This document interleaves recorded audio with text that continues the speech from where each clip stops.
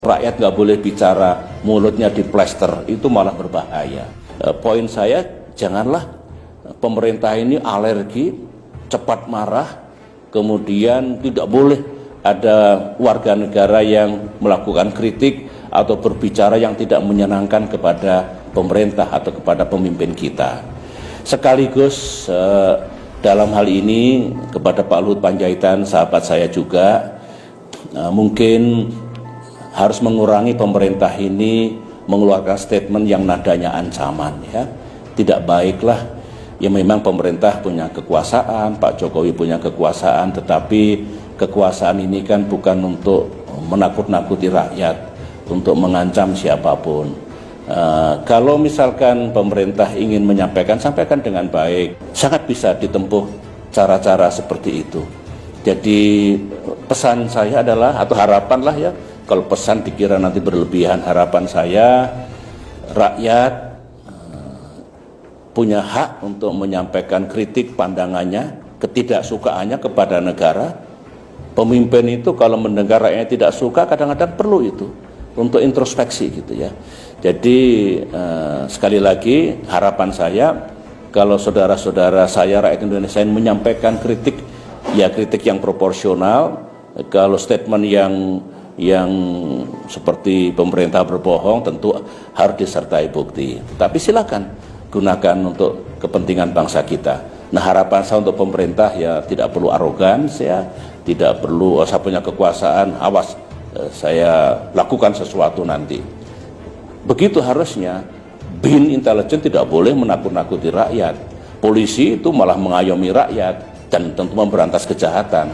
Jadi bikinlah hubungan yang baik negara dengan rakyat. Itu fundamental.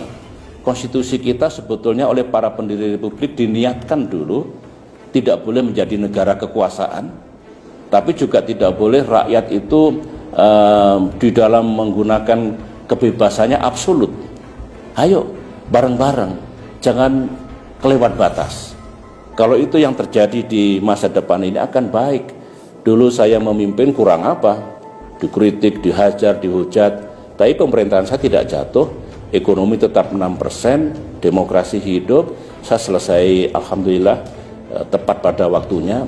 Jadi menurut saya ini juga pelajaran yang perlu diambil oleh kita semua. Dan memang sekarang maaf ya, tidak banyak kritik pada pemerintah, kritik kepada Pak Jokowi mungkin baik untuk stabilitas ya mungkin.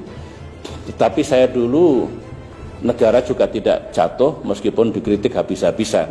Cuma yang dulu mengkritik saya sekarang banyak diam, mungkin malu mengkritik mungkin. Tapi tidak apa-apa kok, asalkan ada takarannya. Ada takarannya, tidak kelewat batas dan jangan fitnah. Tidak boleh menfitnah presiden. Tidak boleh. Tetapi penguasa tidak boleh sangat arogan dan niatnya untuk melakukan pembungkaman terhadap rakyat yang ingin menyampaikan pandangannya. Bawa ajalah ke suasana kekeluargaan gitu.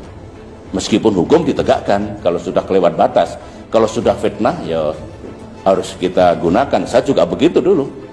Dikritik 1000 kali, dihujat ribuan kali. Saya masih sabar, tapi kalau fitnah mesti saya bawa ke ranah hukum. Terima kasih. Saya kira begitu dulu ya.